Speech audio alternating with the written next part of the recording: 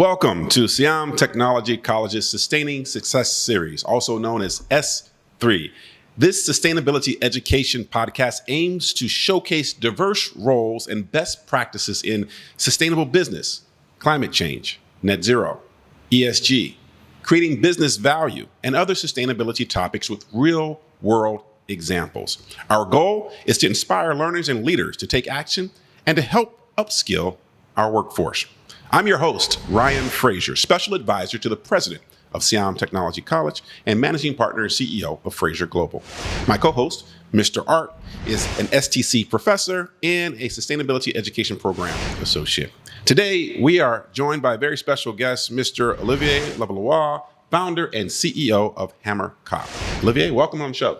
Welcome. Very good morning. Thank you very much. Welcome back. Yeah. It's good to have you back. So, we just wrapped up a really interesting carbon finance boot camp. So I want to talk all things about carbon markets and carbon pricing. But before we get there, I would like to just maybe give our viewers a reminder of who you are and what Hamerkop does. Right. So I have been working on the carbon market for over 15 years. And 7 years ago, I started a technical carbon market consultancy based and headquartered in London, UK. And we are supporting all the carbon market ecosystems with a range of services. Project developers with supports to access carbon finance and carbon credits, sell those carbon credits. Investors who are looking for investing into sort of large-scale, long-term product that reduce greenhouse gas emission, as well as organizations like the Stock Exchange of Thailand and other professionals that are looking for training and educational supports when it comes to climate change, greenhouse gas accounting, climate change target, as well as the carbon market. Great. Now, let's go ahead and take this conversation a little bit deeper into this carbon pricing in the Thailand context. Specifically, I want to start off with climate tax. There's a lot of discussion these days about the possibility of a new climate tax coming here to Thailand. Talk to us a little bit about what that means and the implications potentially for Thailand. Right. So as part of the Paris Agreement, adopted in 2015, every single country in the world pretty much have committed to the rest of the global community to both reduce their greenhouse gas emission as well as adapt to changing climate. Thailand, like many other countries, have made a bold and ambitious commitment to reduce dramatically greenhouse gas emissions by 2030 and be carbon neutral by 2050. Carbon neutral means that the country will sequester as many tons of carbon as it will be emitting. And by 2065, so it sounds like a long time from now, but it will come fast. The country is committed to become a net zero. That means basically that all greenhouse gas emissions emitted in the country will be balanced out by sequestration of the same amount of greenhouse gas emissions, probably through forests, that act as a carbon sink. As a result of that, the country has adopted a number of measures and policies that are aligned with the long-term strategy of the country to reduce greenhouse gas emissions. And there are three actually mechanisms that support the putting a price on carbon. One of them is a tax. No one likes taxes, and so when we're talking about carbon tax, people usually start freaking out and potentially think this is a conspiracy. But here it is, how it works in the context of Thailand. Actually, the carbon tax, the first carbon tax of Thailand, was adopted earlier this year, and it was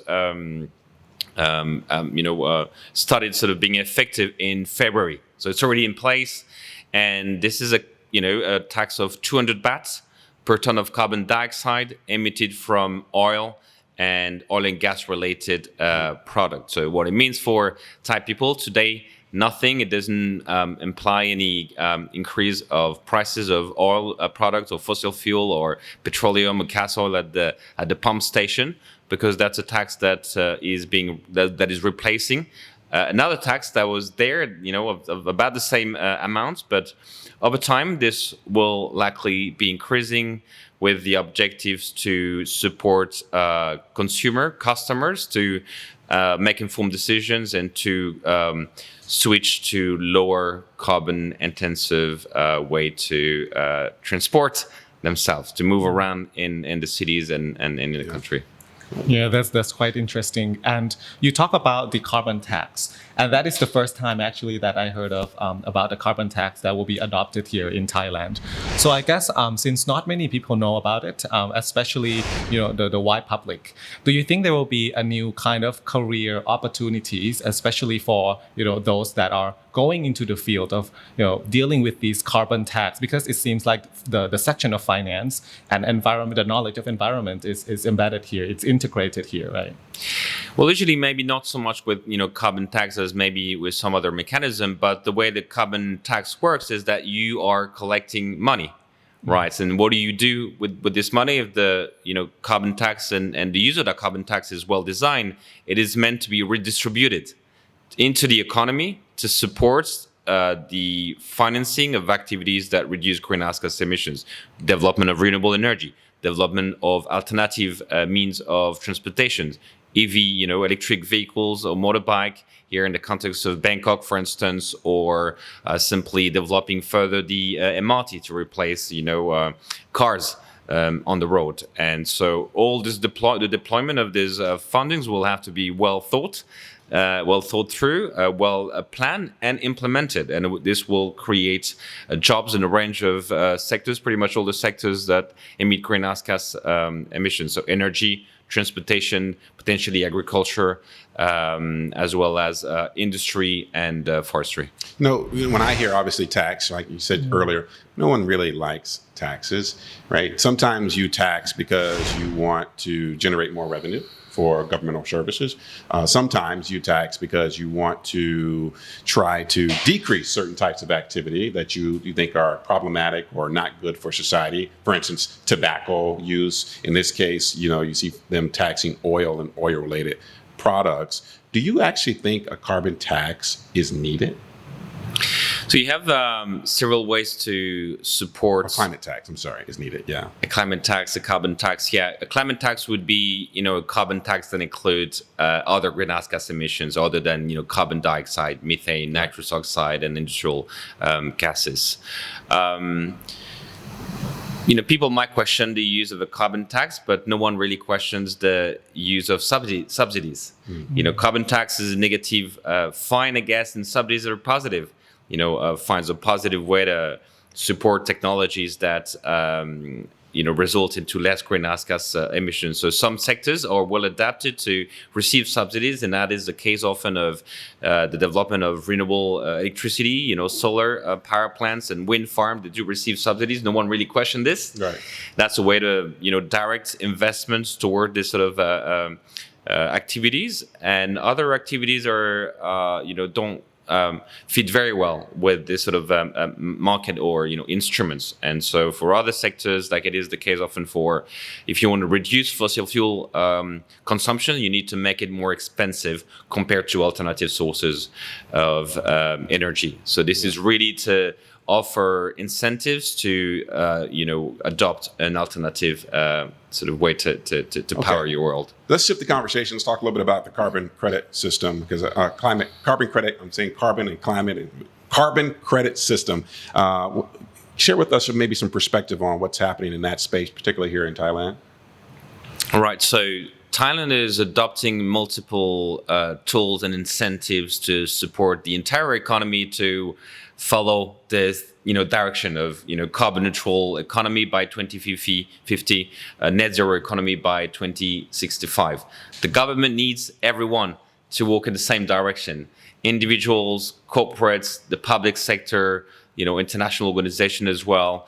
And they've adopted they're about to adopt a number of tools. Some of them are in the waiting, and the Climate Change Act that is expected to be adopted the next few months. And we've been talking about the carbon tax, but there are also carbon credit mechanism as well as emission trading scheme. The carbon credit mechanism is to give certificates or otherwise called the carbon credits to projects that can demonstrate they are reducing greenhouse gas emissions, and that certificate or that credit is the proof they have done so, and they can go around the economy or their stakeholders and ask them to support them in paying for this emission reduction that have already sort of taken place. It's proven. It goes through a rigorous process of carbon accounting, auditing, certification by Thailand greenhouse gas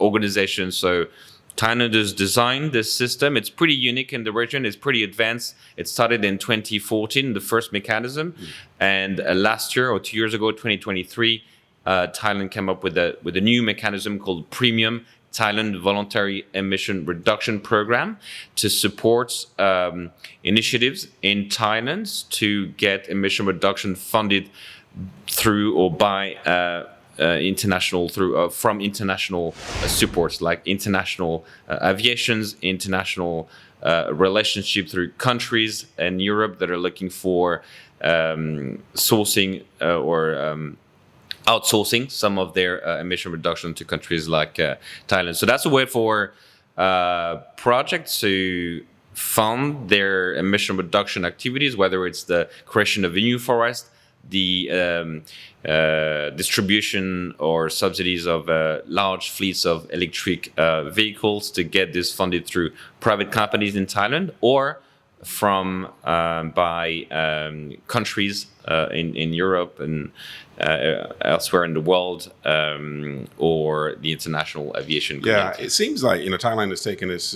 It seems like they're taking it pretty seriously for a number of reasons in terms of taking steps to try to reduce the overall emissions, which, as we discussed outside of this podcast, the pace of climate change, the quickening of climate change is one of the concerns. And so the ability to reduce those emissions is in an effort to try to slow down or change the direction of the pace of our changing climate. And it's particularly important here in Thailand when you look at the implications like rising sea levels and flooding and what that could do over the next 50 to 100 years in terms of, cities like Bangkok being underwater or the coast being eroded. So I only point that out to say this is why I think it's increasingly important for the government to find ways to take actions, because these long-term considerations have huge implications for future generations of Thai people and the Thai economy and quality of life. You touched on something I want us to take a quick minute to go over,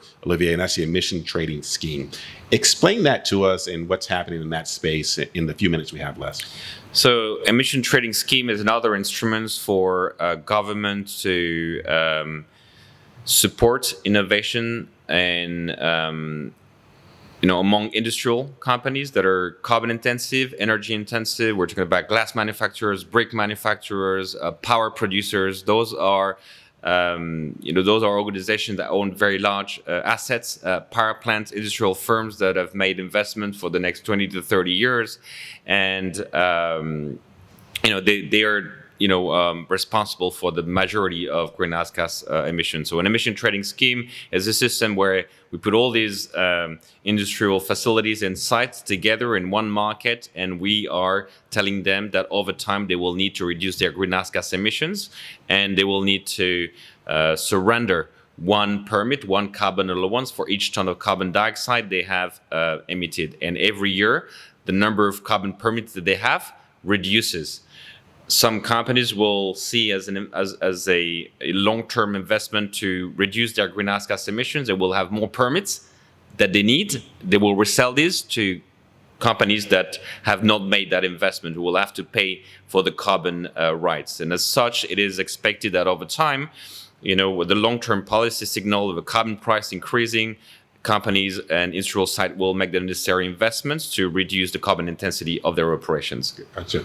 It's very complex, and we don't have enough time for this podcast to dig a little deeper on that. But I know that Mr. Art and I were talking about why these types of things, whether it be the climate tax or carbon credit system or ETS, why it might be important to people, but particularly students here at STC and other universities.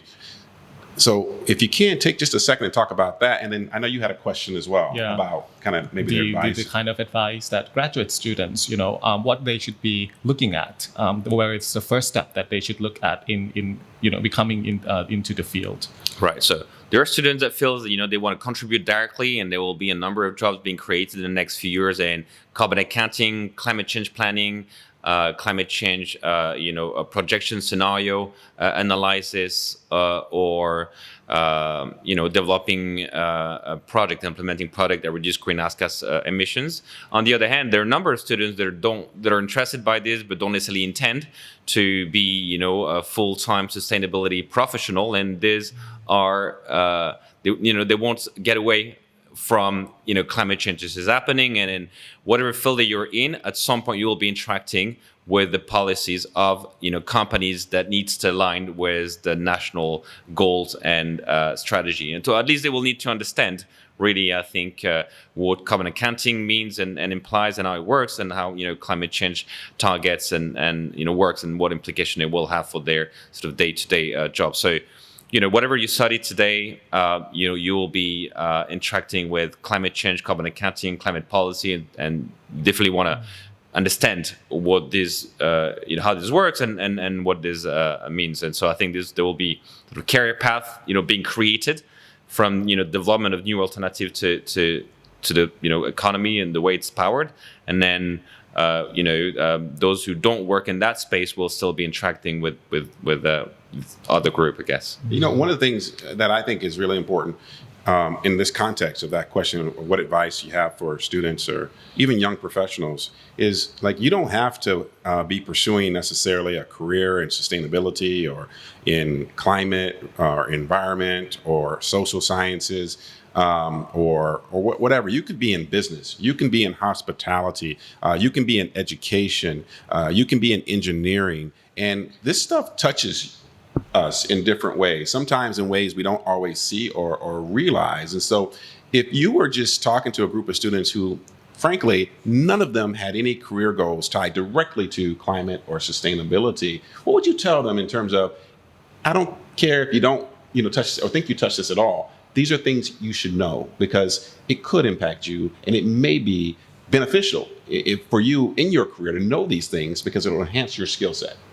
So when I started my career 15 years ago in Europe, climate change and carbon accounting was extremely small. I think I started my career in France. There were possibly 5 companies, having that as the core business. And so my friend were looking at me like, trying to process why I would choose that as a career choice. And then, 15 years down the line, I've got 15 years in a 15 years of experience in a 17 years sort of old market and practice. And so fairly quickly I became an expert in my field. So although it can be a bit daunting to jump into a field that is very new and that offer little visibility in terms of career prospect and development, this could pay off quite significantly, in that you can become an expert pretty quickly. So don't be shy. Yeah. Don't look at don't listen to your friend perhaps who are choosing a career path with greater visibility today.